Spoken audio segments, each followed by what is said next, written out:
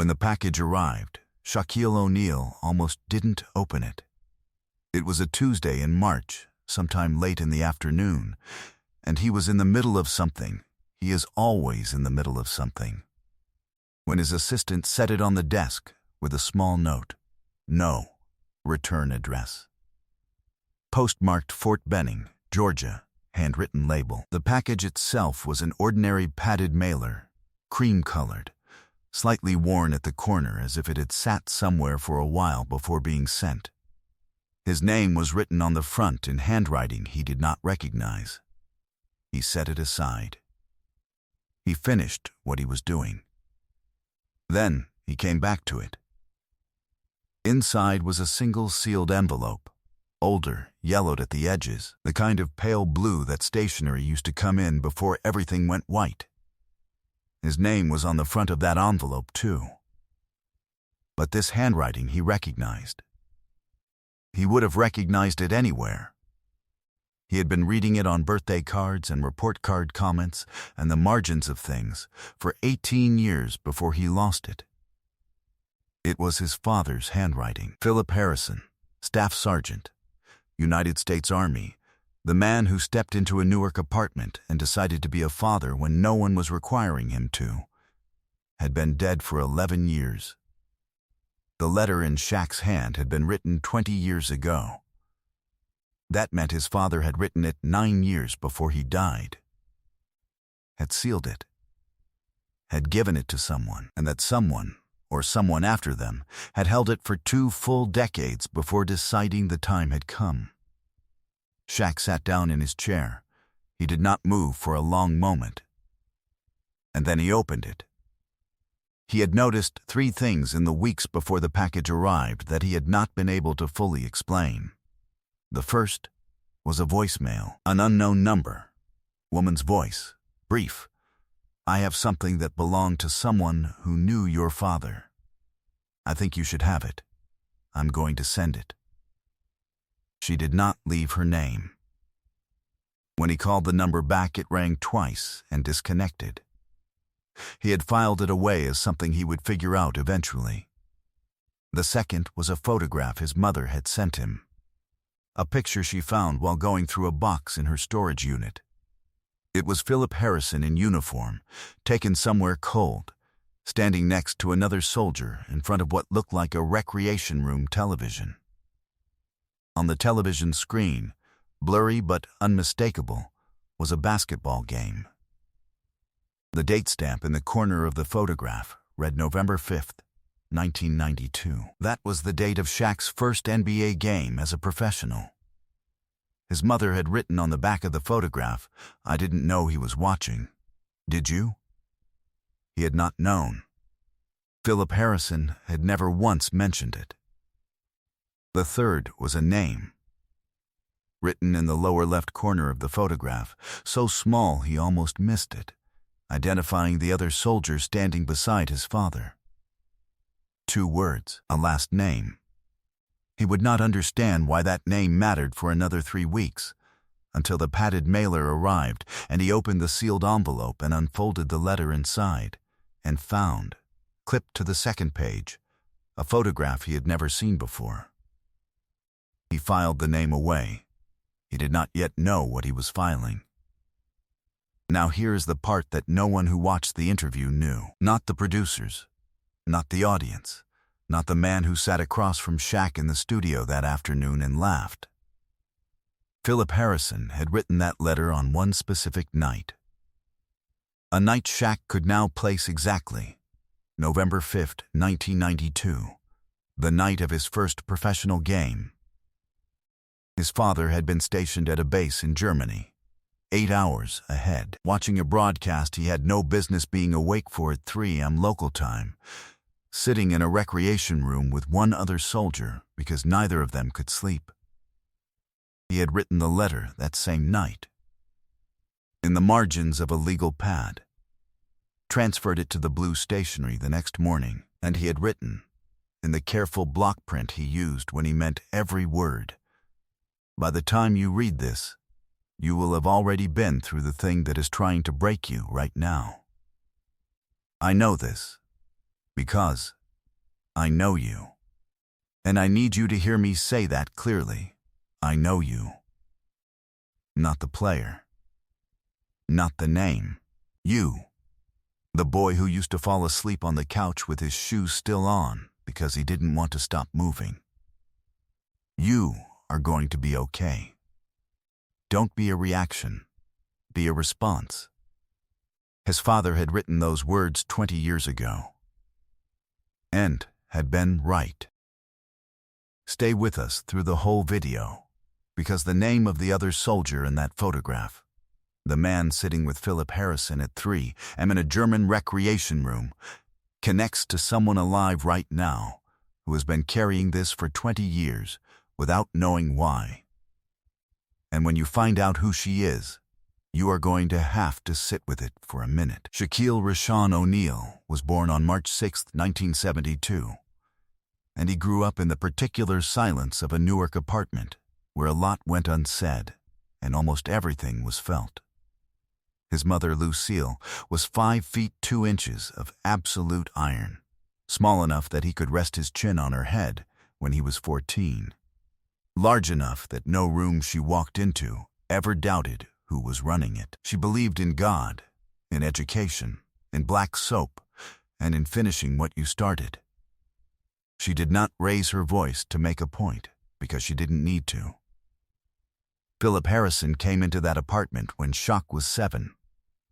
He came in the way some people enter a room, not announcing himself, just present, just suddenly there and then consistently there in the way that matters.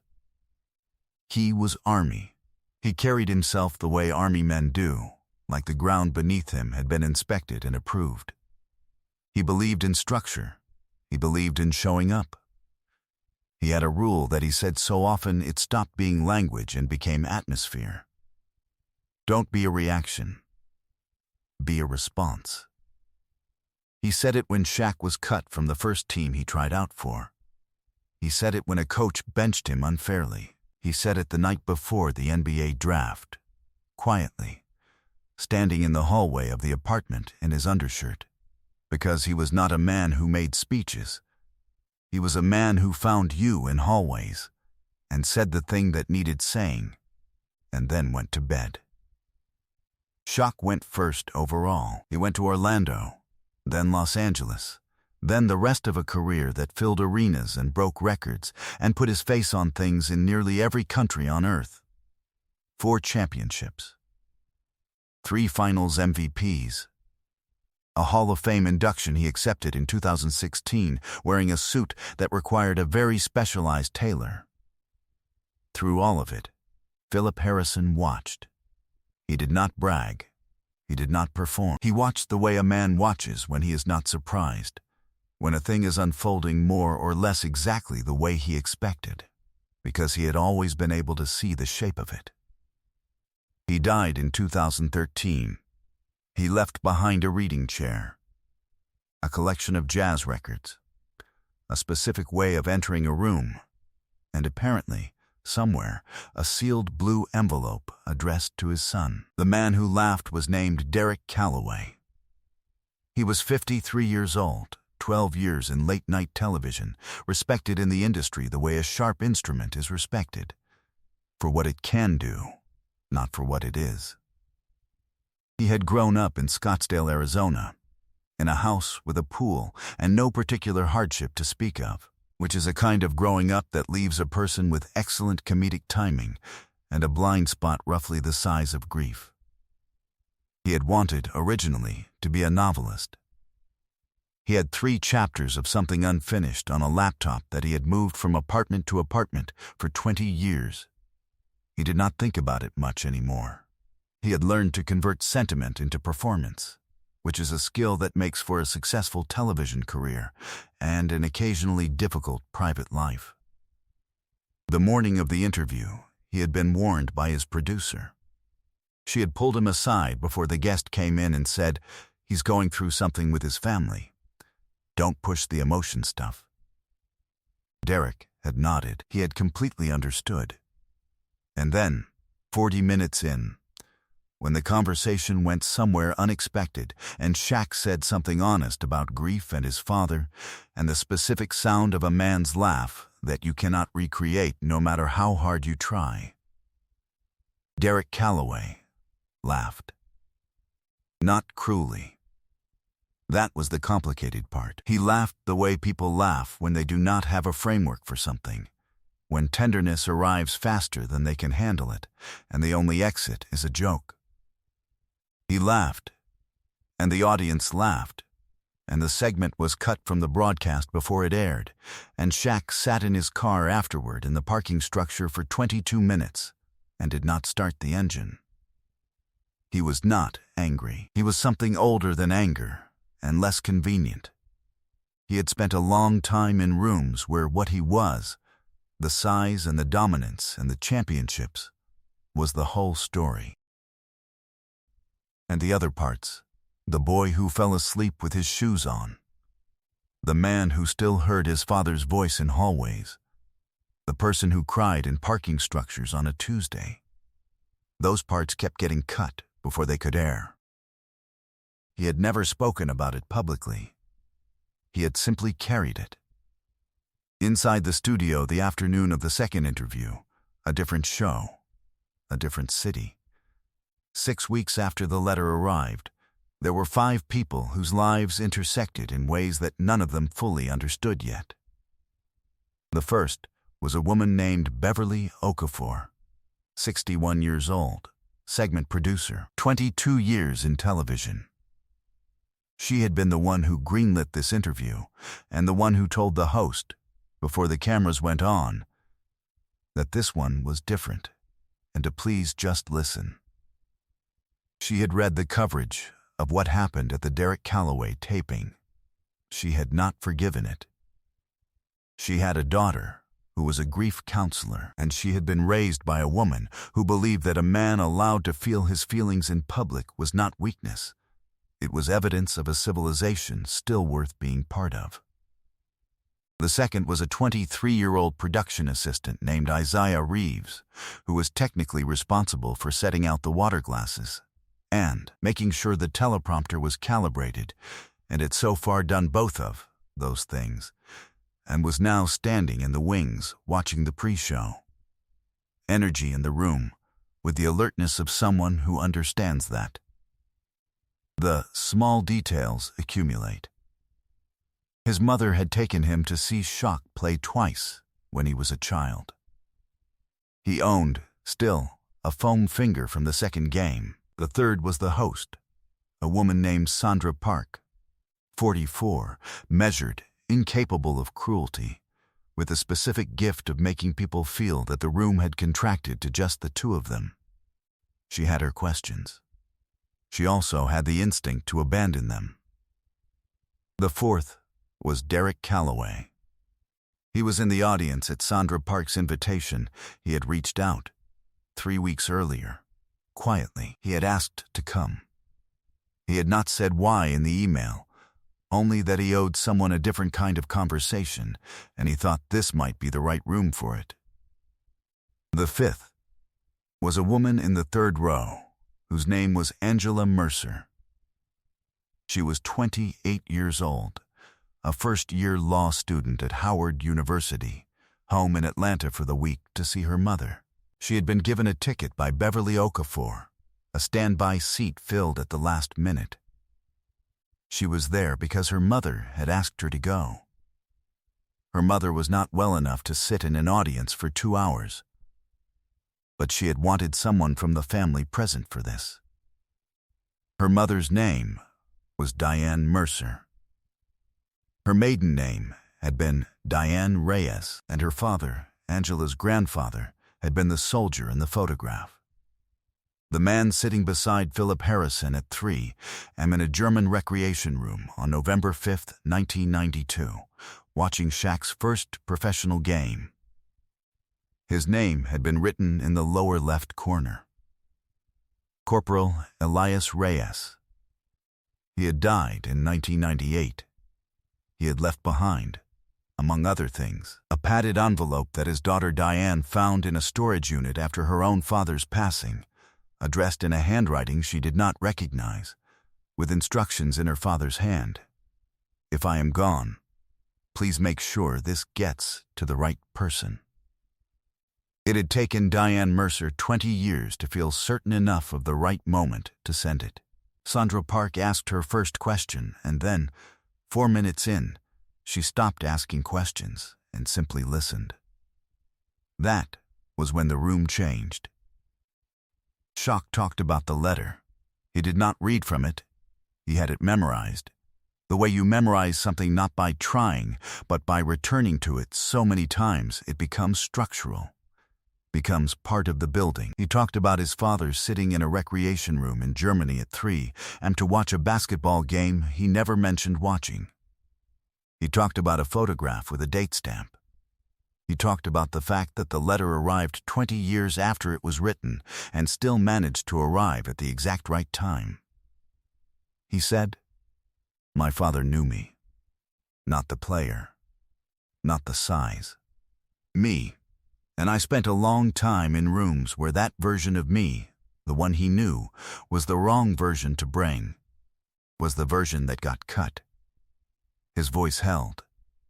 Then, it didn't. He put his hand over his mouth the way people do when they are trying to give themselves one more second. It did not help. He sat with it fully, in front of the cameras and the audience and everyone. And he did not apologize for it, and he did not perform it. It was just true. It was just there. Beverly Okafor, in the production booth, did not cut to commercial. Isaiah Reeves, in the wings, stood completely still with his hands at his sides.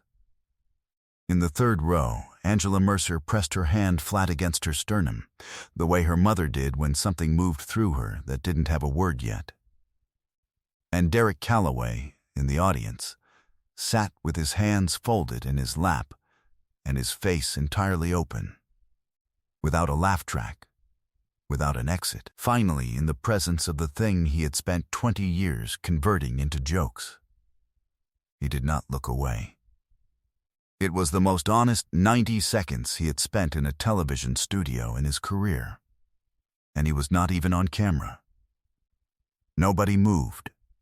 Nobody spoke. The entire room held its breath in the exact shape of something being honored. After the taping, Sandra Park asked everyone to give Shaq a moment.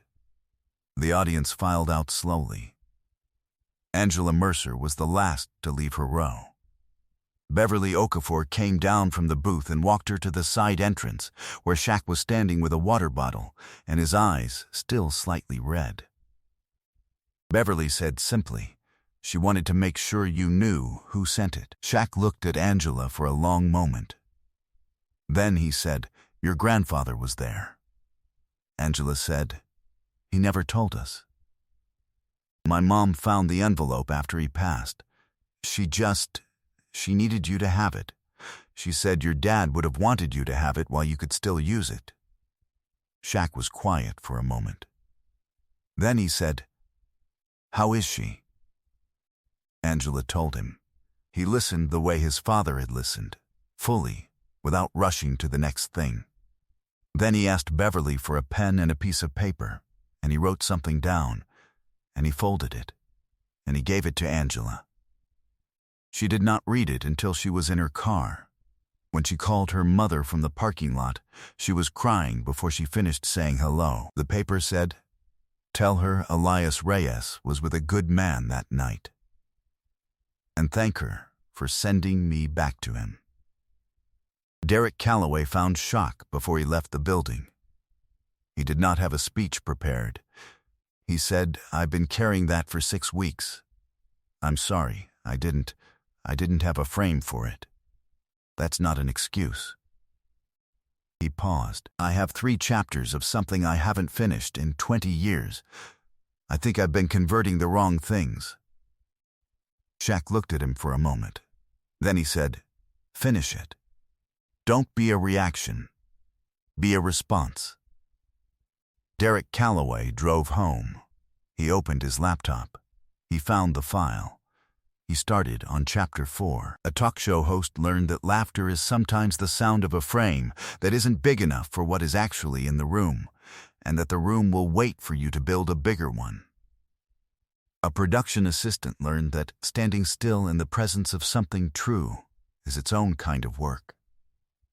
A woman named Diane Mercer, lying in a hospital bed in Atlanta with her daughter's voice on the phone, learned that her father had been standing next to the right man at the right moment, that the thing she had carried for 20 years found its destination, and that some debts are paid not in money or in kind, but in a piece of paper folded in a parking lot by a man with red eyes and a steady hand. And Shaquille O'Neal learned, or remembered, or had confirmed what his father had already written down and sealed and trusted the universe to deliver on time, that he had always been known. Not the player, not the championships. Him, the whole of him.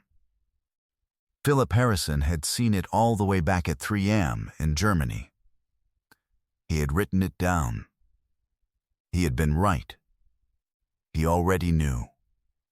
That is the whole story. If this one went somewhere deep, tell us where you are watching from in the comments, because the people who need to see this are spread out across a lot of time zones, and I want to know where you are.